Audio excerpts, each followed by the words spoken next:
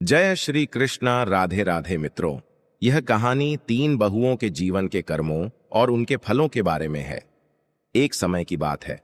एक गांव में एक धनी व्यक्ति के तीन बेटे थे, जिनकी तीन बहुएं थीं।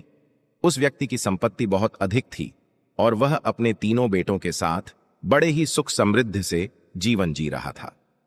समय के साथ उस व्यक्ति की उम्र बढ़ी और तब उसने सोचा कि अब उसे अपनी संपत्ति का बंटवारा करना चाहिए। वह अपने बेटों और बहुओं के कर्मों पर ध्यान देने लगा। पहली बहू हमेशा घर का सारा काम निष्ठा से करती थी। वह अपने ससुर, पति और बच्चों का पूरा ख्याल रखती थी। उसे कभी कोई शिकायत नहीं होती थी और वह हमेशा दूसरों की मदद के लिए तैयार रहती थी। उसकी विनम्रता और सेवा का कोई मोल नहीं था।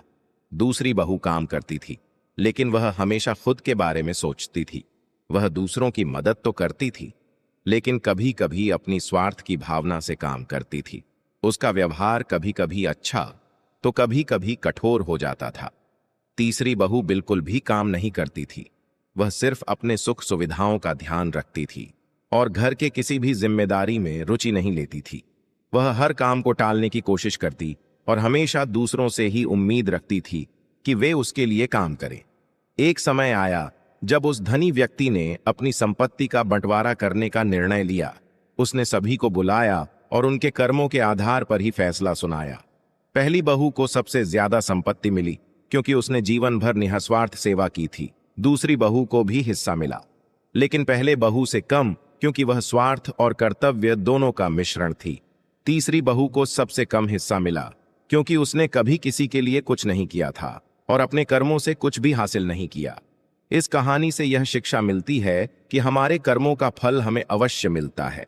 यदि हम निस्वार्थ भाव से दूसरों की सेवा करेंगे और अपने कर्तव्यों का पालन करेंगे तो जीवन में सफलता और खुशहाली मिलेगी। वहीं यदि हम केवल अपने स्वार्थ के लिए काम करेंगे तो उसके अनुसार ही हमें परिणाम मिलेंगे। कर्मों का फल का यही संदेश है, जैसा कर्म करोगे वैसा ही फल पाओगे। अगर आपको वीडियो पसंद आई है तो हमारे चैनल को सब्सक्राइब, लाइक और एक कमेंट करना ना भूले। साथ में बेल आइकन को भी दबा लीजिएगा ताकि इस तरह के वीडियो का नोटिफिकेशन आपको मिलता रहे। धन्यवाद।